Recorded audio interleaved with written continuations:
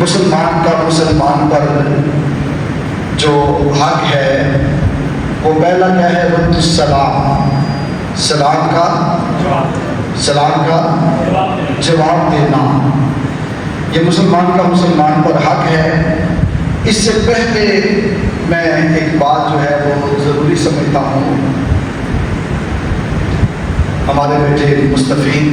احمد مصطفین انہوں نے ایک کتابچہ دیا جو انہوں نے خود لکھا ہے، بڑی خوبصورت گفتگو اس میں لکھی۔ اس میں سے مجھے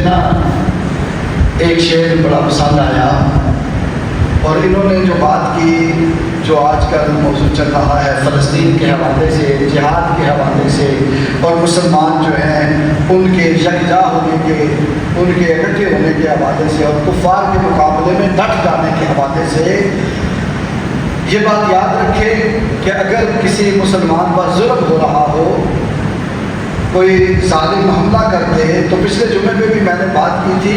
کہ اگر مسلمان بھی آپس میں لڑیں تو حکم یہ ہے مسلمان جو ہیں وہ ظالم بے شک رشتہ دار ہو،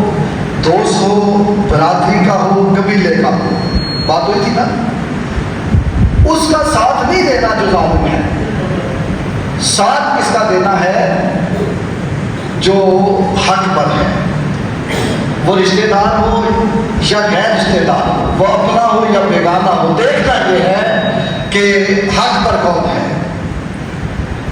یہ تو صرف چھوٹی چھوٹی باتیں ہیں، حق پر کون ہے، کسی کی زمین پر قبضہ ہو گیا، کسی نے کسی کے ساتھ لڑائی کر کے جھگڑا کر دیا، جہاں جانے جا رہی ہوں اور ایک طرف مسلمان ہوں ایک طرف کافر ہوں، اور وہاں جہاد کا معاملہ آ جائے، جانے جا رہی ہوں، بیٹیاں بلند رہی ہوں، بچے جو ہے بے گور و کفن پڑے ہوں، اور مائیں جو ہوں وہ خدا کی بارگاہ میں دعائی دے رہی ہوں، کوئی لاشوں کو اٹھانے والا نہ ہو، کوئی بھوکوں کو کھلانے والا نہ ہو، کوئی پیاسوں کو پلانے والا نہ ہو، کوئی زخمیوں کی مرہم پٹی کرنے والا نہ ہو، تو اس کے ساتھ جو ملک ہیں ان پر جہاد فرض ہو جاتا ہے، پھر ان کے ساتھ جو ہے ان پر فرض ہو جاتا ہے، اور اگر وہ بھی نہ لڑے تو ساری امت مسلمہ جو ہے ان پر جہاد فرض ہو جاتا ہے۔